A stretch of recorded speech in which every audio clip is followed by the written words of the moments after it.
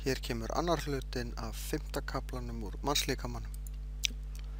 Heilinn er gríðarlega flókið líffæri.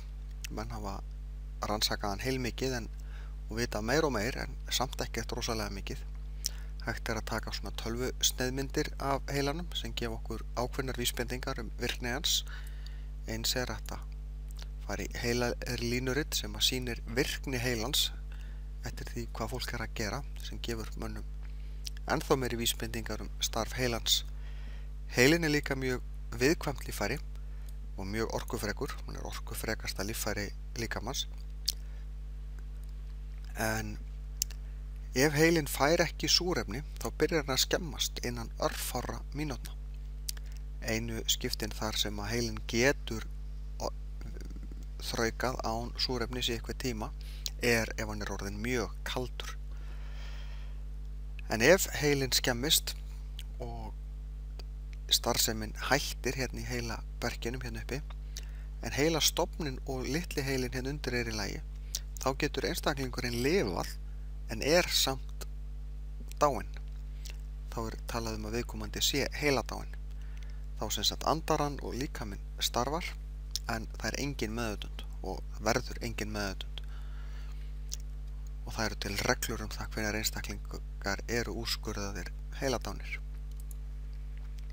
Við getum fengið höfuðverk af mismunandi ástæðum. Hér sjáum við nokkrar. Stundum er ómögulegt að segja af hverju þetta gerist, en yfirleitt er þetta einhverjar breytingar á æðunum í heilanum.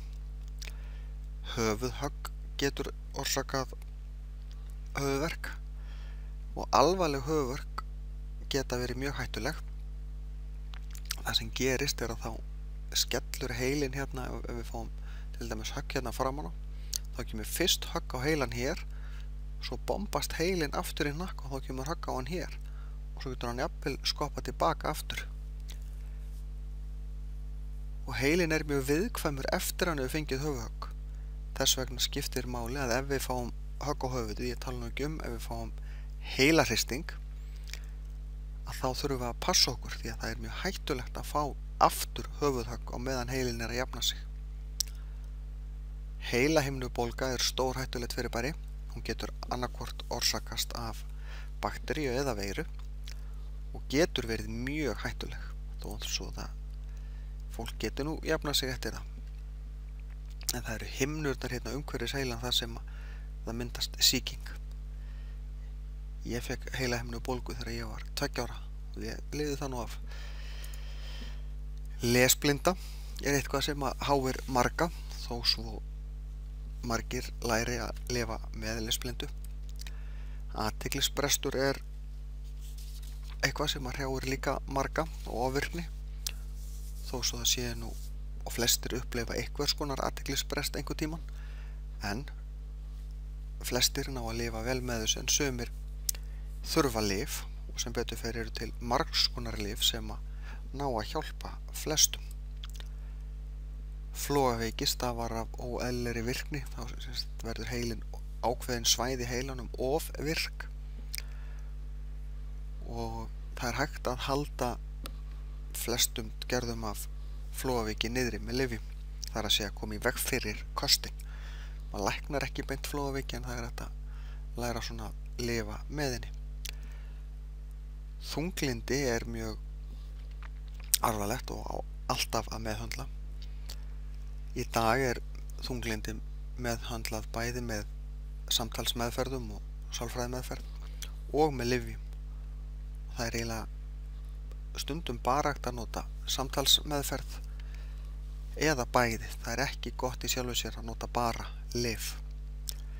En hérna sjáum við texta sem við getum ímyndað okkur að lesblindur einstaklingur, hvernig hann sjái texta sem við hinn getum lesið bara eðlilega. Spáði hvort hversu vel ykkur gengur að lesa þetta. Á Íslandi þurfa sumir hreinlega yfir dimmustu mánuðina að vera með svona ljós inni hjá sér til þess að auka birtuna, því að birtan, hún hefur sálræn áhrif á okkur og skammdegis þunglyndi er eitthvað sem er raunverulegt og flestir upplifa vægt skammdegisþunglyndi, þeir sofa meira yfir veturinn, eru minna úti og svo framvegis, og maður finnur þetta svolítið þegar það fer að vora, þá finnur maður svona eins og að sé einhverju byrði létt af manni. Heilabilun er mjög algeng hjá eldra fólki og hún lýsir sér þannig að fólk hættir að muna einfalda hluti eins og hvar það læði frá sér hlutina, hvað það er að gera, gleymir að setja pott á helluna og gleymir því svo. En yfirleitt er það langtímaminnið sem að tollir lengst. Alzheimer er sjúkdómur sem að leggst nú yfirleitt ekki á ungt fólk. Yfirleitt er svona eldra fólk sem fær Alzheimer, en hann í raun og veru hraðar þessu ferli verulega. Og það er mjög sérkennilegt að tala við einstakling sem er langleiddur af Alzheimer, því hann man allt sem gerðist fyrir 30 árum en hefur ekki hugmyndum og spyr aftur og aftur og aftur hluti sem að gerðust í síðustu viku. Slag eða blóðtappi slag eða heilablóðfall stafar af stíflaðri æð sem getur myndast vegna blóðtappa eða þegar það rofnar æð í heilanum sem veldur blæðingu. Við þetta getur heilinn skemmst og sjáðu hérna að þá verður blæðing, og það er þrennt sem að við þurfum að fylgjast með ef við höfum grun að einstaklingur hafi orðið fyrir heilablóðfalli. Það er í fyrsta lagi að horfa á viðkomandi. Er andlitið farið að síga eða orðið slappt öðru megin? Er líkaminn skakkur? Á viðkomandi erfitt með að tala? Eða ef viðkomandi getur ekki lyft upp höndunum? Þetta þrennt geta verið vísbendingar heilablæðingu eða heilablóðfall, og þá ber að hringja strax á sjúkrabíl. Mænuskaði gerist þegar mænan skemmist. Hún getur skemmst ef að við verðum fyrir höggi sem að gera það verkum að hryggurinn brotnar, og þá geta brotin skemmt mænuna. Og ef að mænan skemmist eitthvað staðar, og mænan er þið munið ansi löng og liggur hérna niður nær allan hrygginn, ekki alveg allan en svona meirihlutann á honum, að þá er það sem allt sem er þar fyrir neðan sambandslaust við heilan, og þá missum við alla tilfinningu og alla stjórn á öllum líkamannu sem er þar fyrir neðan, og þá getum við endað í hjólastól. En sem betur fer hefur læknavísindunum fleygt fram og líkurnar á því að sé hægt að laga þó ekki sé nema að einhverju leyti mænuskaða hafa aukist, en framfarir í sjúkraþjálfun hafa aukist verulega líka.